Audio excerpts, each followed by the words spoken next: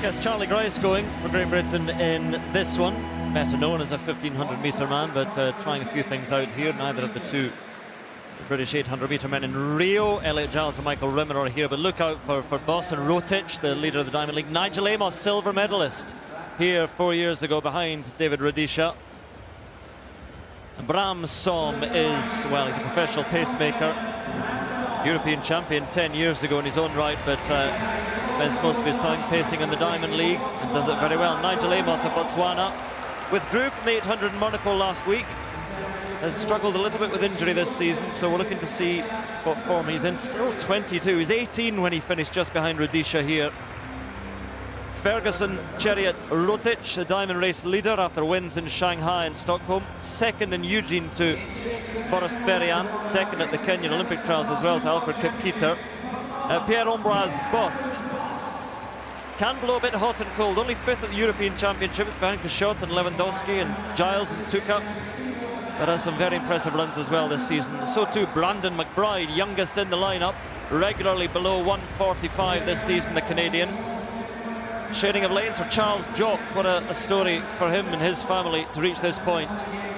Sudanese refugee and now in the United States team for Rio. Tymon Coopers of the Netherlands likes to take it out quickly.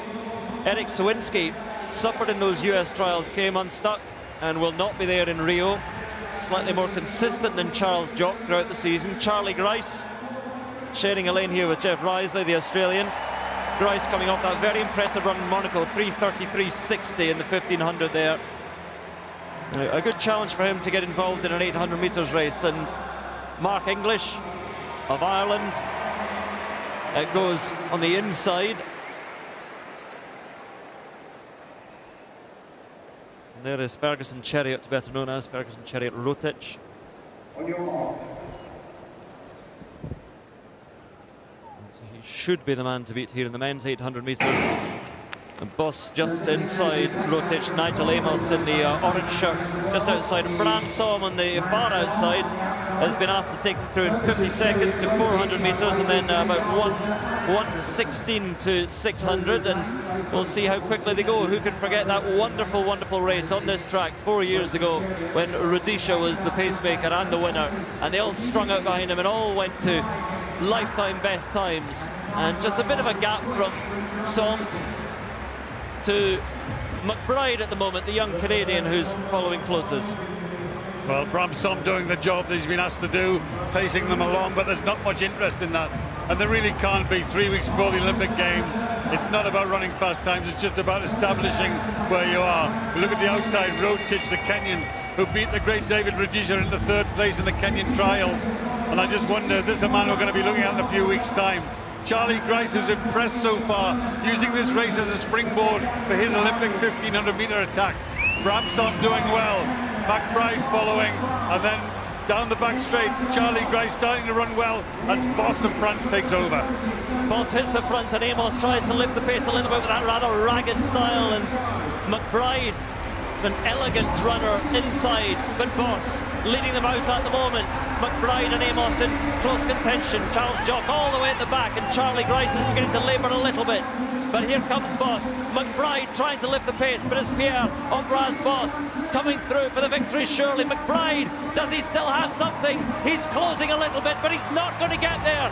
And Bosse hangs on just from McBride. And Chariot Rotich came through, Amos in fourth place, but Pierre Ambroise Bosse, well, he was closest to the pacemaker. When Som steps aside, he took it on. And what a time he's run there, 1:43.88. And he did it the brave way, the hard way, from the front. I said that he can blow slightly hot and cold and was fifth at the European Championships, but he was in charge there. Well, I think that was disappointment. A good result for Bosse and a surprise result in some ways. He's got the talent, but we see him on the big occasion, doesn't quite do it. Tonight, I just thought he ran a perfect race, but Charlie Grice coming off the track there, he's had a look at the time now and he'll be absolutely delighted. But here's Bosse into the finishing straight. McBride from Canada chasing him. Amos, the Olympic silver medalist, and Rotich, the man who are looking to do well in Rio, both fading a little. Bosse holds them off. McBride runs well. Rotich just comes through And finishing there on the screen, you can just see coming into shot at the back. There's Charlie Grice coming into the finishing straight, and he'll be delighted with this. 1:45.6. What a perfect time to run for him. A personal best for Charlie Grice, which now means when he goes to Rio for the 1500 meters, he won't be contending with these guys, but he's got an awful lot of confidence coming from that. There's Bosse. Very, very good performance. McBride looks impressive. Amos clearly struggling in third place, and Rotich just overtaking him. But these two on the way through, running well, running strongly. There's Rotich into third place. He'll be disappointed with that. But there they come through. And there's Charlie Grice, about 8th place, but for him, a terrific performance. And I think that's the way you want to go. That's a perfect night for him. Bosse wins it. McBride is second. Surprises behind. For me, the run of the night, and a great one for Great Britain, Charlie Grice, 1:45.6. Yes, confirmation of that, and again, when he was so far down the field, it rather gives a false impression for Charlie Grice. He's not on the first page there, won by Pierre Ambroise Bosse, 1:43.88, very impressive. So too Brand.